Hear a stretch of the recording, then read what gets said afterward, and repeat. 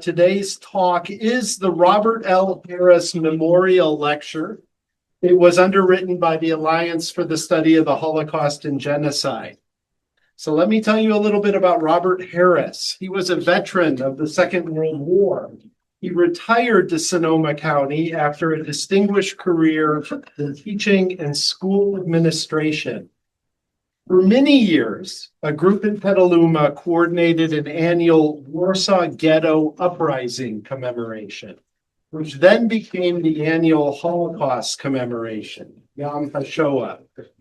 At the Yom HaShoah event held in 1983, then University President Peter Diamandopoulos challenged Harris, who was that year's coordinator, to do more than just memorialize the Holocaust. That was the beginning of a university-community partnership. As it turned out, SSU was an ideal place for a program about the Holocaust. Professor John Steiner in the sociology department was a Holocaust survivor. He had begun to teach classes dealing with issues related to the Holocaust. And Professor Paul Benko in the biology department was also a Holocaust survivor. There was also a liberator on faculty, George Jackson, who was a faculty member in the psychology department. So the Alliance for the Study of the Holocaust was formed in 1983 on behalf of the victims and survivors of the Holocaust and their desire to tell their stories so that we could learn from their experiences. Today's lecture commemorates the central role that Robert Harris played in creating a lecture series that is now in its 43rd year. So let me now introduce our speaker. Benjamin Madley is professor of history at UCLA. He is a native of Redding, California. But as I learned this morning, he has ties to Sonoma County. He spent 1 year in Healdsburg School. He did his undergraduate and PhD work at Yale University. Along the way, there was a stop at Oxford University. Madley has published widely on the history of Native Americans and colonialism. He is the author of the seminal work on the genocide of California's indigenous peoples. It is called, as you can see, An American Genocide, the United States and the California Indian Catastrophe, 1846 to 1873.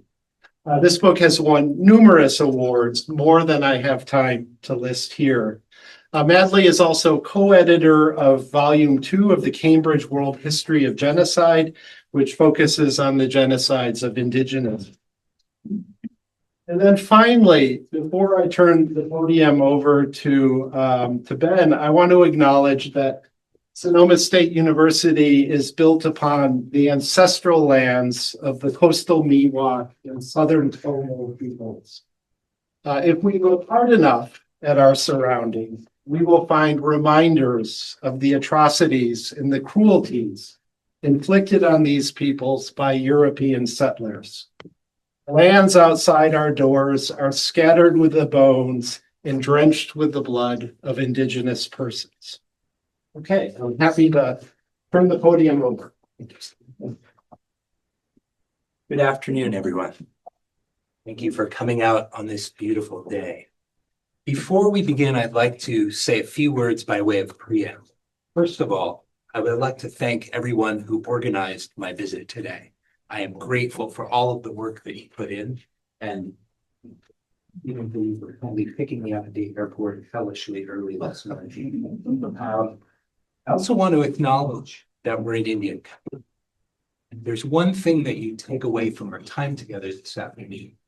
I'd like you to just think about when you walk out onto this campus, that you're on Southern Pomo and Coastal Miwok. And no matter where you go today, if you get in your car and you drive all the way to San Diego, entire drive all the way, you'll be on someone's sacred, ancestral, and in almost every single case, unceded territory. In fact, if you go to your airport here in Santa Rosa and you fly anywhere in the Western Hemisphere, if you fly to the tip of Patagonia, you fly up to the Arctic coast, northern part of Alaska, you'll still be in Indian country. This entire hemisphere is indigenous space. Final thing that I'd like to say is that the material we're going to cover together this afternoon is very difficult. It's emotional, it's traumatic, and it is full of horror. If at any point during my talk you feel you've had enough, you need to go outside and stand in the sun and get a breath of fresh air or say a prayer, or if you just need to leave, you're welcome to do so. I will take no affront.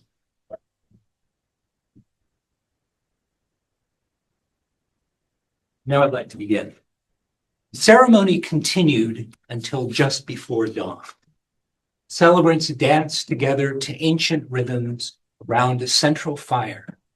The women's seashell necklaces, as you see here, cooking softly against their seashell dresses. Supporting the female dancers were men attired in the raiments of deer or dressed as foxes, supporting the women in their heavy ceremonial raiment.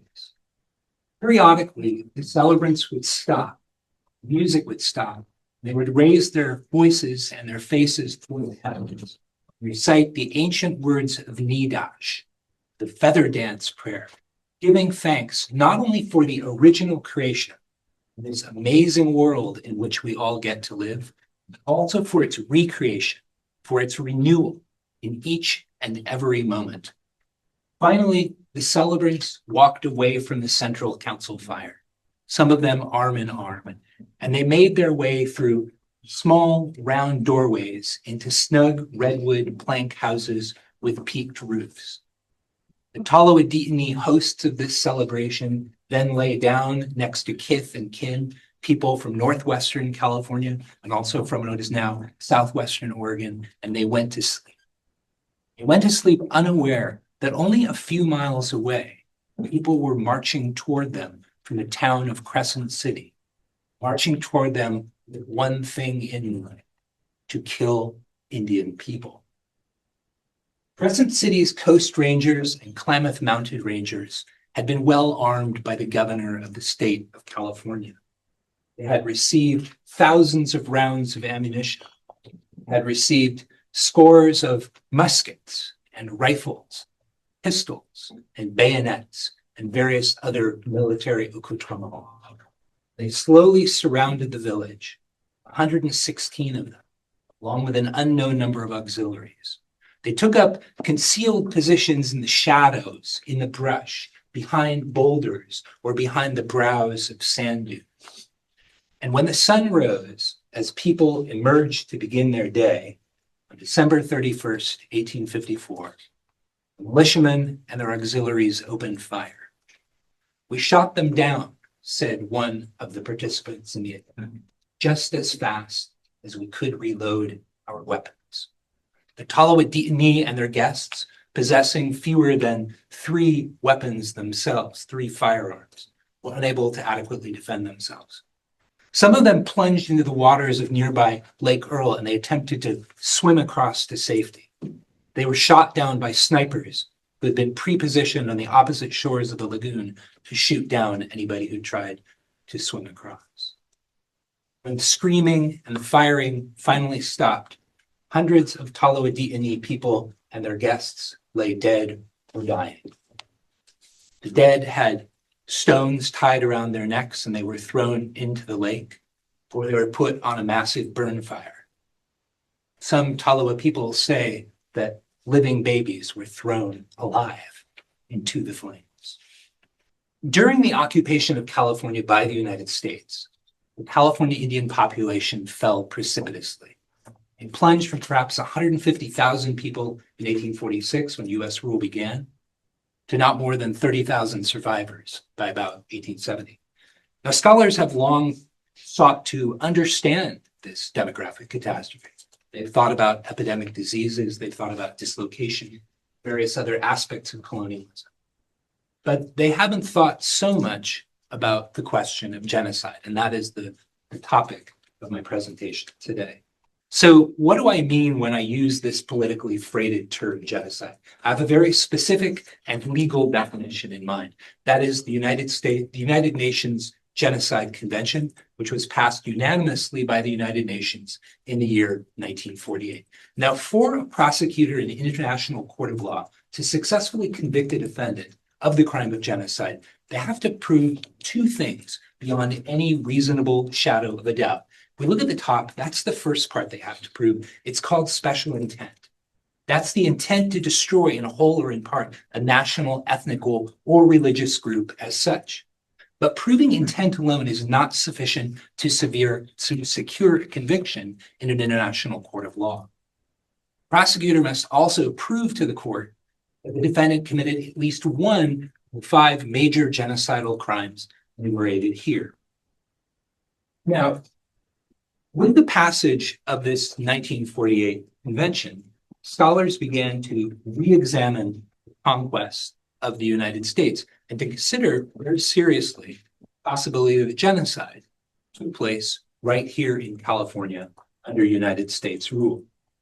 And by the year 2000, more than 20 different scholars in a variety of different fields have published pieces in which they argued that genocide did in fact happen here in California during this period between 1846 and 1873. So why would somebody like me spend 12 years of their life seeking to write a book to prove this point? In part because the question was so contested, and also because as I worked with California Indian communities on and off reservations, rancherias, and colonies, and also in urban spaces, it became clearer and clearer to me just how important it is to clearly document and win this argument over the question of genocide. Why? I want to talk about what the stakes are for 3 different groups of stakeholders: scholars, like many of us in this room, California Indian people, and everybody who lives in the United States. Let's start with the scholar. If US citizens founded some regions of the state of California, if not the state as a whole, on deliberate attempts to physically annihilate the indigenous people of California, scholars need to reevaluate long-standing axioms. To give you one example, they could reevaluate the widely held view that was the indirect effects of colonization, things like epidemic disease, rather than direct colonial policies like intentional mass murder, that were the driving cause of depopulation in California. Scholars could also think more seriously about the question of genocide in United States history as a whole. And they could think of a whole lot of other things that we might want to take seriously that have been talked about in Indian country for a long time, but which are not the subject of discussion and debate within the hallowed halls of the academy.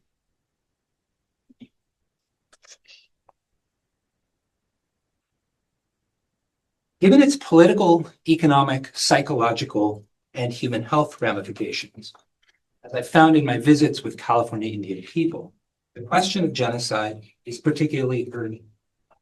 There are more than 150,000 people of California Indian descent in the state of California today and in other US states. So some of the questions that I have heard, not only from tribal leaders, but also from tribal citizens, include the following.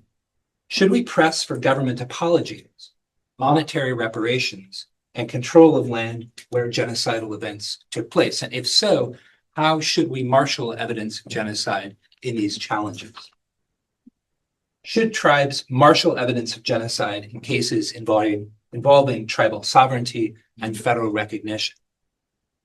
How should we commemorate victims of mass murder while at the same time also emphasizing successful resistance, accommodation, survival, cultural renewal, and simply the fact that we still exist today? The psychological issues are, as you might imagine, also fraught. For example, what happens when a tribal member learns that she is the descendant of both a genocide perpetrator and a genocide survivor? How might California Indian people reconcile increased knowledge of genocide, often at the hands of agents of the United States, either directly or indirectly, with their often intense patriotism? By the way, of all racial groups monitored by the US Armed Forces, California Indian people volunteer for and win medals at the highest levels of any group of Californians. Finally, and this is something that comes up quite a bit, what role might acknowledgement of genocide have on the intergenerational historical trauma so prevalent in many California communities? and that trauma's connection to present-day physical illnesses, substance abuse, domestic violence, and the highest rate of youth suicide of any group of people tracked in California today. But this is not just this question of genocide in California with meaning for scholars or the first peoples of California. This is a question that also poses explosive issues for everyone in the United States: political, economic, educational, and psychological. Should government officials tender public apologies? Presidents Ronald Reagan and George Herbert Walker Bush did in the 1980s for the first forcible relocation and internment of some 120,000 Japanese Americans, many of them California people, during the Second World War. As you probably are aware, Gavin Newsom has tendered a public apology for the genocide that took place in California, but as yet there's been no direct apology from a federal official for this crime. So another question is, should federal officials offer compensation along the lines of more than $1.6 billion that the United States Congress has paid to 82,210 Japanese Americans who were interned and to their heirs? One issue that has been raised that I think is quite important to consider is, might California officials decrease their cut of California Indian annual gaming revenues, which totaled more than $8 billion last time I looked, as one way of paying reparations for the state of California's direct involvement in this genocide. A better understanding of the California genocide might also, I hope, impact the federal government's dealings with the scores of California communities currently seeking federal recognition as official American Indian tribes. The question of commemoration is then closely linked. Will non-Indian people support or tolerate the same kind of public commemorations, monuments, and state legislated days of remembrance that today commemorate, for example, the Armenian genocide or the Holocaust? Will genocide against California Indian peoples join these mass murders in public school curricula or in public discourse? These questions are all important, but it's very difficult to address them without having some sense of the history of what happened. Sporadic mass killings of California Indian people punctuated the initial years of US rule here in California, but it was James Marshall's famous 1848 gold strike that precipitated the first local genocide against the state's indigenous people. Among the tens of thousands of immigrants who arrived in search of wealth during the second half of 1848, Oregonians played a leading role in increasing both the frequency and the lethality of attacks on California Indian people. They came south from Oregon without the kinds of ties that other people had to indigenous communities in California.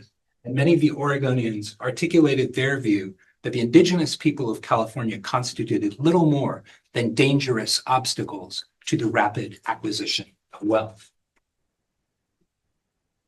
In 1849, Oregonian attacks on California Indian people increased, particularly in the Nisenan and southern Miwok lands where the central mines were booming. That's in this area here that I can barely reach. That April, Theodore Johnson entered the epicenter of this local genocide near Sutter's Mill. In the central mines, Johnson and others recounted multiple massacres, the scalpings of California Indian people, and the repeated slaughter of surrendered California Indian prisoners. Due to spotty primary source coverage, there weren't yet any newspapers in these mining zones that you see on this map. We are never going to know the exact number of California Indian people who met violent deaths in late 1849 and early 1850. But according to my research, it seems to me quite plausible that hundreds and perhaps thousands of people suffered violent deaths during this period. What was clear to observers at the time was the exterminatory nature of these killings, both in their intention and in their physical impact on California's Indian communities. The slaying of two white ranchers a little bit north of where we are this afternoon at Clear Lake in December 1849 marked the turning point toward a larger statewide genocide. In response to this double homicide, vigilantes and regular United States Army soldiers marched north from Benicia through Napa and Sonoma and went up to Clear Lake. And as they went, they killed people. They then went from Clear Lake up over to Kokadjal and then came down the Russian River. And between Christmas Day of 1849 and May 15th of 1850, they killed 1,000 or more people, mainly Pomo and Wapo. In an article titled "Horrible Slaughter of Indians," a San Francisco journalist described a massacre committed by the United States Army on an island on Clear Lake, using information provided to him directly by a serving regular United States Army captain. And I quote, "They poured in destructive fire indiscriminately upon women, men, and children. They fell," says our informant, "as grass before the sweep of the scythe. Little or no resistance was encountered, and the work of butchery was of but short duration. Neither sex nor age was spared. It was the order of extermination, fearfully obeyed." Hundreds seem to have died in this atrocity. By highest count, 800 people that evening. Other killings followed, and the officers involved were not censured. In fact, they were all promoted. So a new factor was at work. Large-scale, extended vigilante and regular United States Army killing campaigns tolerated by both state and federal authorities. Now, as the gold rush continued, hundreds of thousands of newcomers poured into California. Before the gold rush, there were not more than 14,000 colonists here in the entire state of California. By 1860, census takers enumerated more than 360,000 of them. This is the largest mass migration in United States history of the entire 19th century. Now, the newcomers came primarily in search of wealth. They came in search of gold and the wealth that the Great Rush yielded. And seeking to access that gold, eat, dress, acquire labor, and satisfy sexual desires, immigrants placed immense pressures upon California Indian communities. These demands triggered an explosion of ranching, hunting, mining, and slave raiding. These activities generated shockwaves that had devastating effects, not only on California Indian communities, but on families, individuals, and entire nations. California's new lawmakers then magnified that impact. Being here in Colton Hall, which you can still visit today in Monterey, they drafted a new constitution for the state of California, which they made it almost impossible for anybody deemed an Indian to vote. Soon, just a few months later, California's first legislature met. And when they met, they did a couple of things in quick succession. They explicitly barred all Indians from voting. They barred Indians from serving as witnesses in criminal or civil trials for or against whites. They barred them from serving as jurors. The next year, they barred them from serving as lawyers, which also meant they did not serve as judges. In fact, this series of laws passed in the first 2 years of statehood pushed California Indian people out of protection by and participation in this new state's legal system. Abduction played a major role in the California Indian population decline. In 1850, in one of their first acts as a legislature, new legislators passed something called an Act for the Government and Protection of Indians. This new law legalized white custody of Indian minors and Indian prisoner leasing. Under the act, children could, with the consent of so-called friends or parents, be held and worked until age 15 without pay if they were female, or until age 18 if they were male. The act also empowered any white person who arrested any Indian found loitering or begging, leading an immoral or profligate life.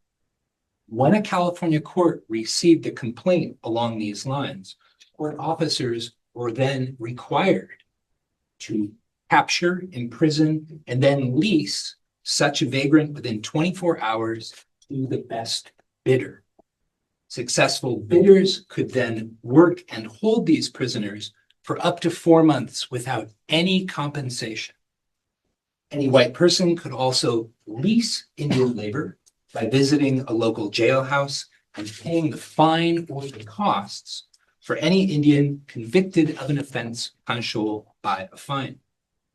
Finally, this same 1850 Act stipulated that forcibly conveying any Indian person from his home or compelling him to work was punishable by a fine.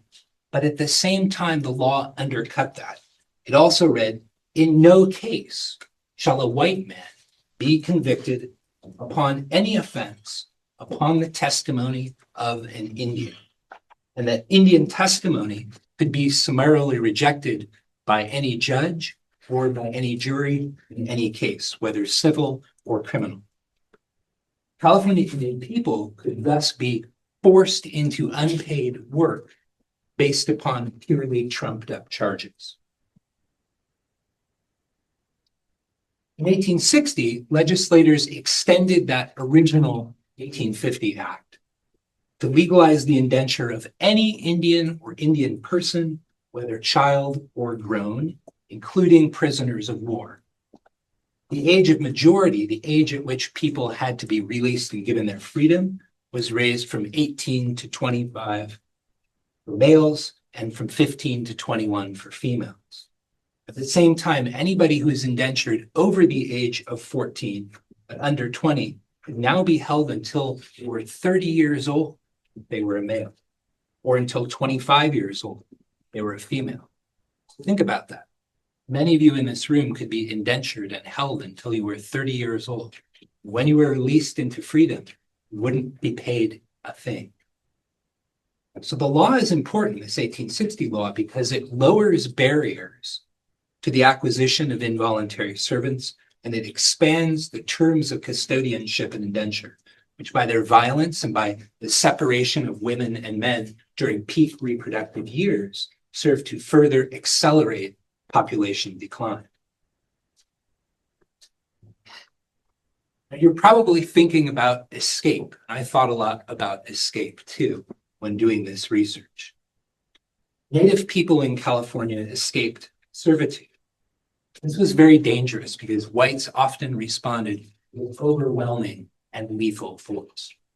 For example, the woman pictured here, this is the Wailaki woman, Lucy Young, pictured in toward the very end of her life. She recollected, and I quote, "Young woman been stole by white people, come back, shot through lights and liver, front skin hang down like apron, she tie up with cotton dress, never die neither." Others were less fortunate. After one California Indian woman fled her, quote, "lord and master with his Indian boy," end quote, in 1858, whites massacred some 15 California Indian people. In fact, they killed her and her entire village. 2 years later, a rancher on the Van Dusen River in northwestern California became so incensed when his 7-year-old California Indian servant visited his family that he, quote, "slaughtered the whole family, about 6 persons, boy and all," end quote. Despite such violent reports, policymakers consistently failed to intervene, and almost all law enforcement officials turned a blind eye.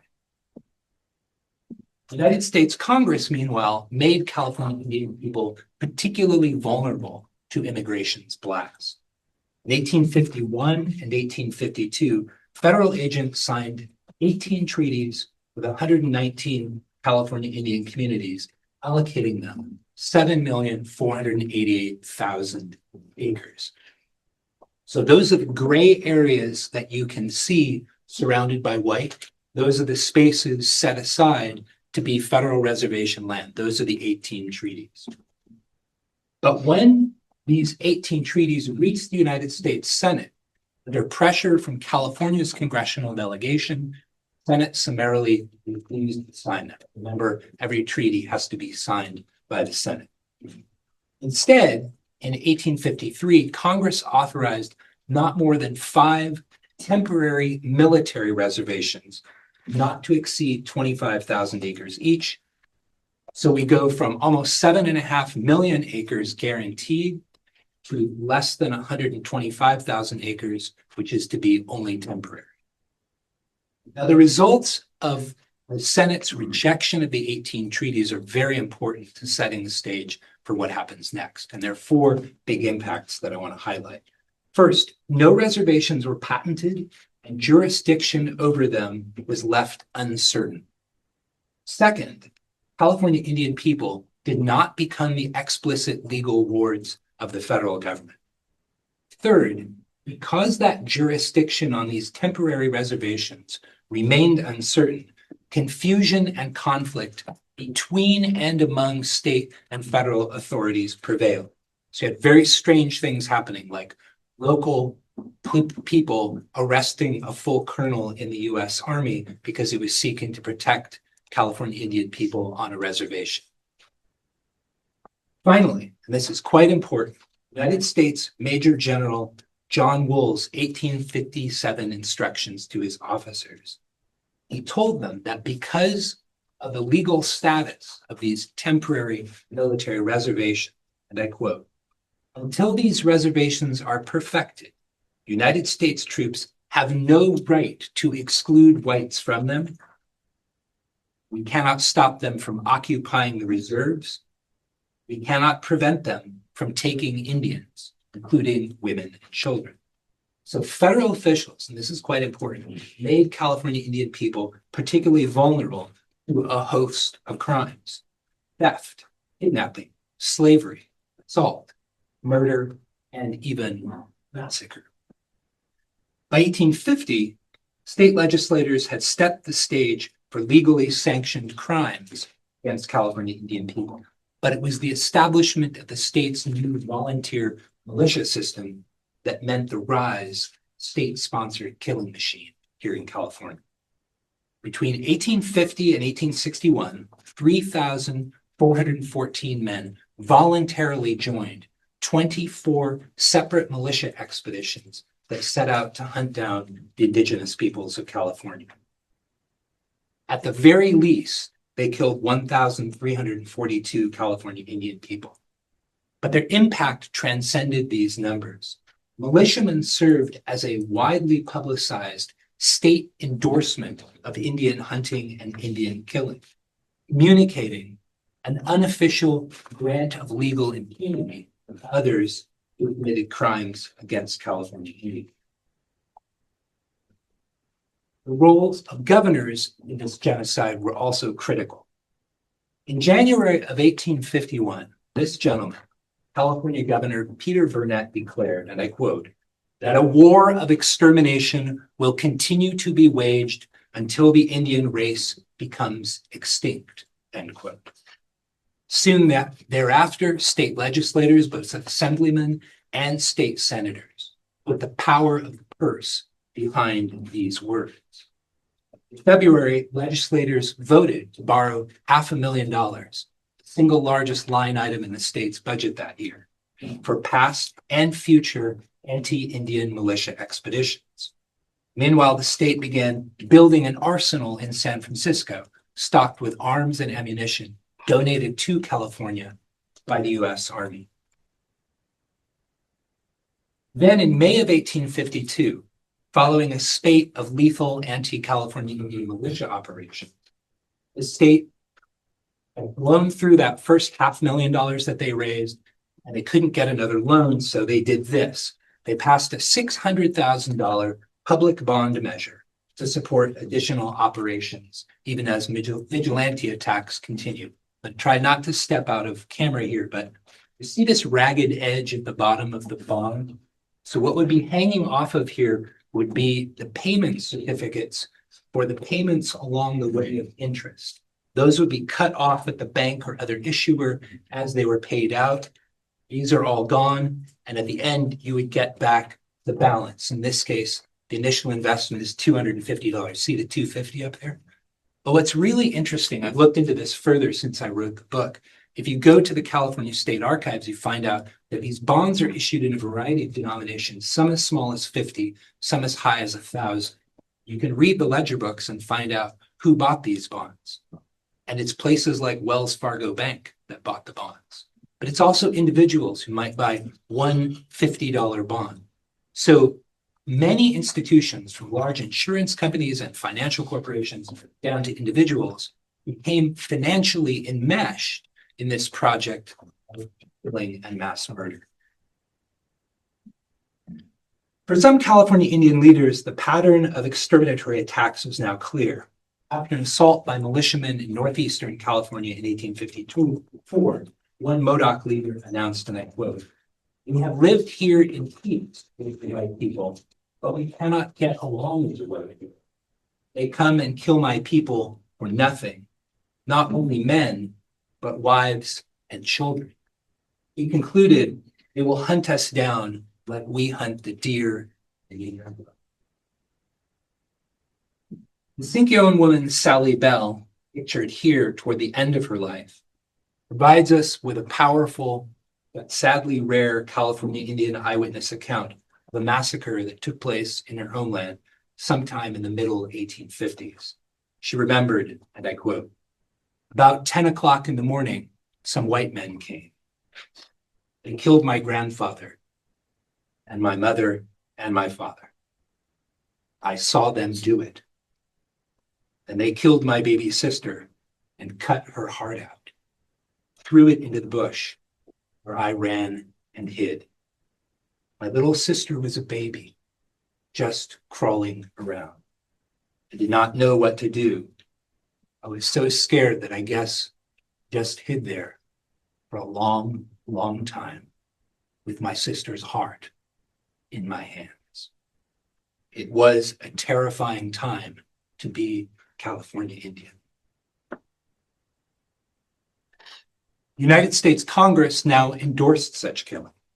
In 1854, Congress allocated more than $924,000 to reimburse the state of California for its past militia campaigns, and a new surge of militia and vigilante killings followed, even as state leaders like this man worked to perfect the state's killing machine. State Quartermaster and Adjutant General William Kibbe wrote a book on tactics and distributed to each of his militia officers, who became increasingly efficient killers. In 1857, now having spent more than $1.1 million, state legislators appropriated an additional $410,000 for militia operations with sad, predictable results. Finally, in 1861, even as secession was tearing the Union asunder, Congress appropriated an additional $400,000 to pay the expenses of 9 militia expeditions that had killed at least 766 California Indian people.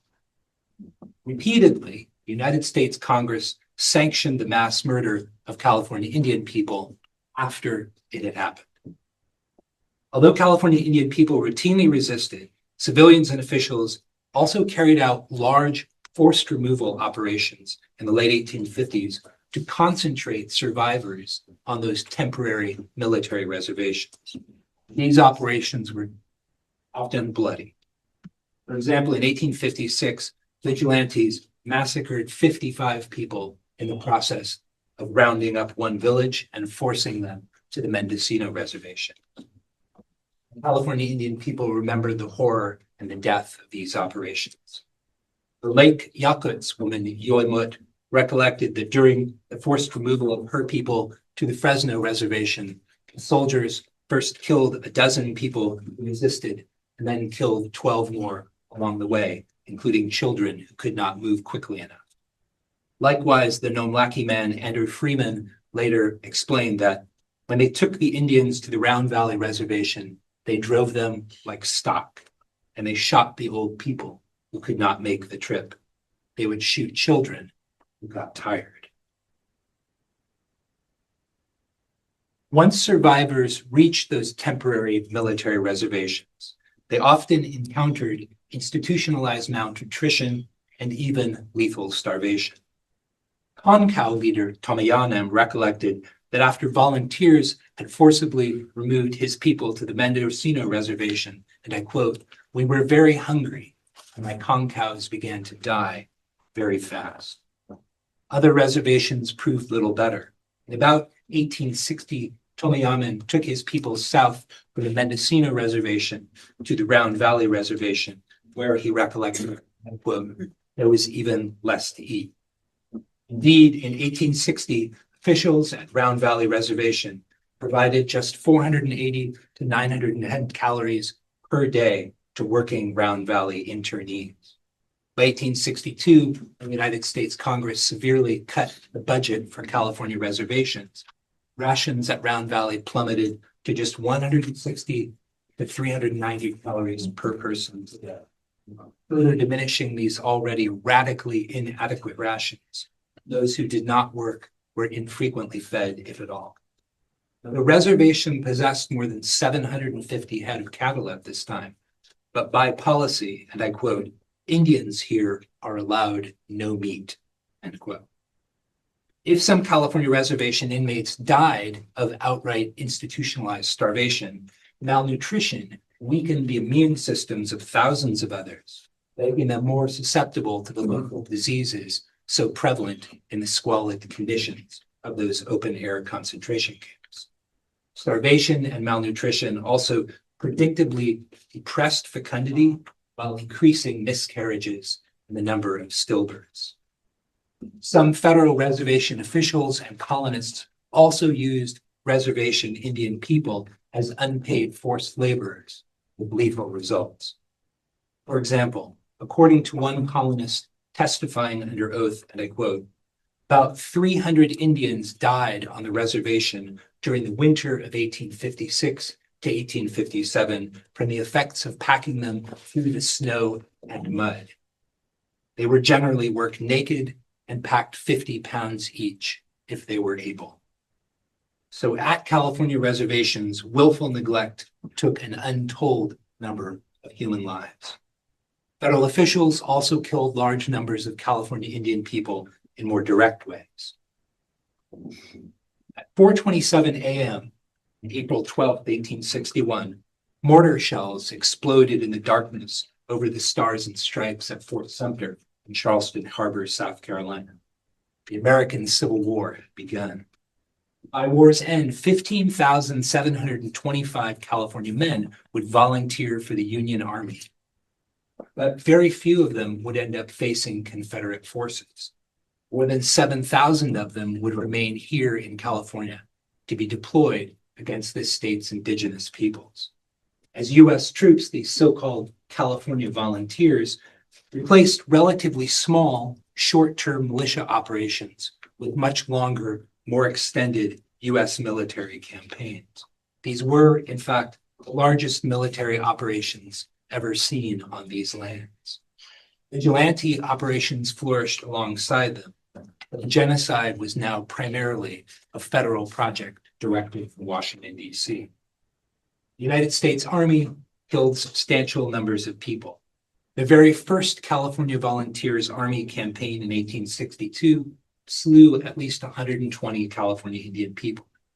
Hundreds more would die in succeeding campaigns directed by professionals like this man, Colonel Henry M. Black of the U.S. Army. Volunteers also killed prisoners en masse on multiple occasions during the Civil War years. Cavalry Captain Moses McLaughlin, for example, proudly reported how in 1863, and I quote, "I had all the bucks collected together and 35 were either shot or sabred, not one escaped." McLaughlin concluded with a genocidal statement: "They will soon all be either killed off or driven so far into the surrounding deserts that they will perish by absolute famine." The U.S. Army continued killing California Indian people through the late 1860s and only concluded their last large-scale operation against California Indians with the close of the 1872 to 1873 Modoc. The California Indian catastrophe fits the two-part legal definition set forth in the UN Genocide Convention. First, perpetrators demonstrated in both word and in deed their intent to destroy in whole or in part a national, ethnical, racial, or religious group as such. And as you can see here, they committed not one, but all 5 of the genocidal crimes enumerated here, and they committed them repeatedly. Killing members of the group occurred, by my count, more than 370 separate massacres, as well as hundreds of smaller killings, individual homicides, and executions. In total, sources indicate, and these are the very conservative total, sources indicate that from 1846 to 1873, vigilantes, militiamen, and soldiers killed at least 9,492 to 16,094 California Indian people, and probably many, many more. By way of contrast, primary sources indicate that California Indians killed fewer than 1,400 non-Indian people during all of this same time. But other acts of genocide proliferated too. Many rapes and severe beatings occurred, and these meet the convention's definition of causing serious bodily harm to victims on the basis of their group identity and with the intent to destroy that group. The sustained military and civilian policy of demolishing California Indian villages and their food stores while driving survivors in inhospitable desert and alpine regions amounted to deliberately inflicting on the group conditions of life calculated to bring about destruction in whole or in part. In fact, we often see perpetrators articulating this very intent. We will drive them into the mountains where there is no food.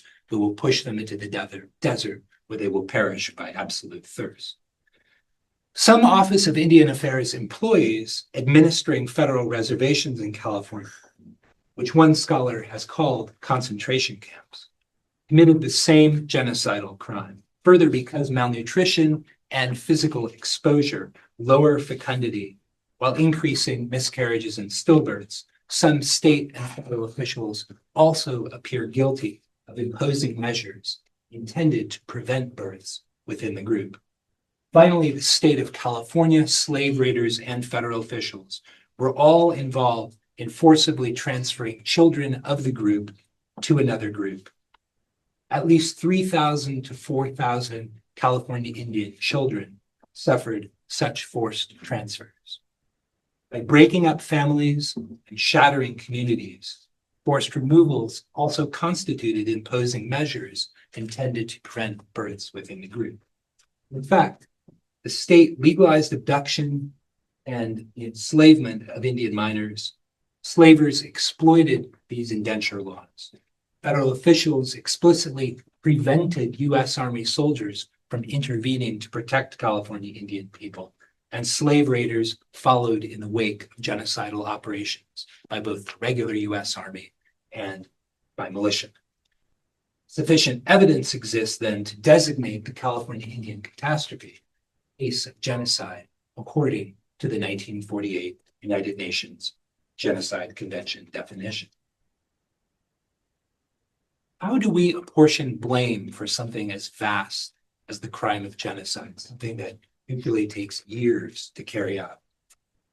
I would argue that elected officials were the primary architects of annihilation. State legislators, California legislators, created a legal environment in which California Indian people had almost no rights, thus granting those who would attack them legal impunity. Moreover, not one but 2 different California governors threatened annihilation, and both governors and elected state officials cooperated in building a killing machine. California governors called out or authorized no fewer than 24 separate volunteer militia campaigns between 1850 and 1861.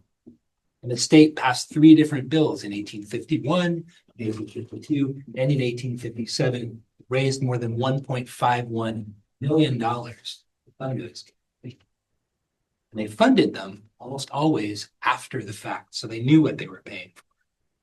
By demonstrating that the state of California would not punish Indian killers, but would instead generously reward them, state militia expeditions inspired even more killing. Finally, after 1863, the United States Army supplanted the state militias as the primary killing force. California legislators then decided to support that too. They passed a bill in 1861 allocating an additional $600,000 to pay California men a bounty if they would volunteer for the U.S. Army during the Civil War. Thus, some California officials seem to have been guilty of genocide, conspiracy to commit genocide, public direct incitement to commit genocide, attempt to commit genocide, and complicity in genocide. But it's very important to understand that the government of California could not have done this alone. The U.S. Army played a crucial role in the killing and the genocide as a whole. They were the ones who first created an exclusionary legal system during the period of martial law in California. They set genocidal precedents. They helped to build the killing machine. They participated in the killing. They donated many of the arms and many of the weapons, the bullets that militiamen used in their operations. And ultimately, during the Civil War, the U.S. Army took control of the killing machine. And in total, regular U.S. soldiers actually killed more California Indian people than did militia. By my reckoning, they killed a minimum of 3,741 California Indian people between 1846 and 1873. So ultimately, we can say that some members of the United States Army were guilty of genocide, conspiracy to commit genocide, attempt to commit genocide, and complicity in genocide. Now, if state legislators were the main architects of genocide, federal officials helped to lay the groundwork. They became the final arbiters of the design, and they ultimately paid for almost all of its official execution. U.S. senators played a pivotal role in making California Indian people vulnerable when they repudiated the 18 treaties in 1852. But they also supported the state militia operations in 1854 and 1860 to the tune of more than $1.3 million sent from Washington, D.C. right into the treasury of the state of California. And of course, once the U.S. Army took over as the killing machine's primary instrument of death in 1863, Congress was the one directly responsible for that institution's budget as well. Thus, some federal officials were guilty of genocidal crimes as defined by the UN Genocide Convention. Like California Indian people, Native Americans across the United States suffered a devastating population decline following the arrival of newcomers. Before contact, perhaps 5 million or more indigenous people inhabited what is now the 48 continental U.S. states. By 1900, federal census takers recorded fewer than 250,000 survivors. What caused this horrible catastrophe? Diseases, colonialism, and war all played important roles, but with something more sinister also to blame. Academics have long debated whether or not Native Americans or any groups of them suffered genocide during the conquest and colonization of the Americas. The question of genocide in U.S. history remains, I would argue, a very important subject.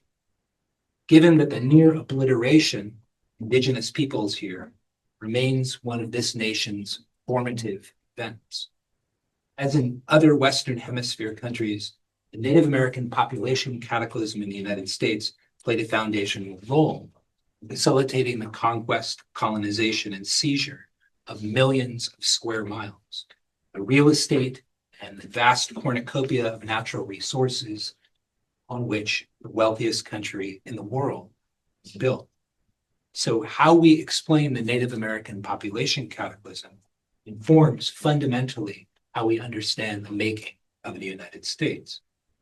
Beyond interpretations of U.S. history, the stakes include all the things that we've talked about earlier in this discussion: public acknowledgement, apology, reparations, natural resources, land, Native American sovereignty, and national character. Despite these high stakes, the question remains largely unresolved, in part because of the deadlock in the American genocide. The deadlock has a lot to do with two things. One, how do we define the word genocide? There are now more than 37 academic definitions out there that people have preferred. So that's one thing that people can argue about. Paul Chatt-Smith wrote a powerful article called Genocide, a Love Letter, in which he argued that the genocide word sucks all the oxygen out of the room when we talk about Native American history. The other thing that comes up as a knotty problem when we think about genocide and the question of genocide in US history is whether we talk about all of colonialism from the time that Vikings first touched down in what are now Eastern Canada to the present time we're in right now at this very moment, or whether people want to look at particular isolated periods. The direct and deliberate killing of California Indian people between 1846 and 1873 may have been, in fact, more lethal, more sustained than anywhere else in the history of the United States or its colonial antecedents. Yet there remains, I think, a pressing need for additional detailed case studies addressing other regions and other peoples, both within and beyond the United States. The variables present in the California genocide did not recur in precisely the same combinations or at the same intensities in every other Native history. In some other cases, disease was the overwhelming cause of mortalities. Both state and colonial or colonial and imperial decision makers were not complicit in every case. Other Native peoples employed different resistance and survival strategies. Finally, in some cases, colonizers may have committed no genocidal crimes. I think we need to build on our existing knowledge with new research in order to better understand the full picture, not only for the United States, but for North America and all of the Western Hemisphere as a whole. But this book, I hope, provides a workable methodology for examining many more cases. Now, I don't want to leave you at the end of this talk with simply a defensionist narrative that suggests total defeat and erasure. I want to push back against this very powerful myth, the vanishing Indian, that still seems to pervade my classrooms every year on day one when somebody asks in an introduction to Native American history, are there any California Indian people left? So one of the things that I find amazing about this story is that people survived, well, resisted. They found ways to make it through the eye of the needle and survive against almost impossible odds. To quote my colleague, the Concow and Wailaki historian Willie Bauer, the dark specter of genocide hangs over California Indian history, but the story of survival is worthy of mark. Thank you very much.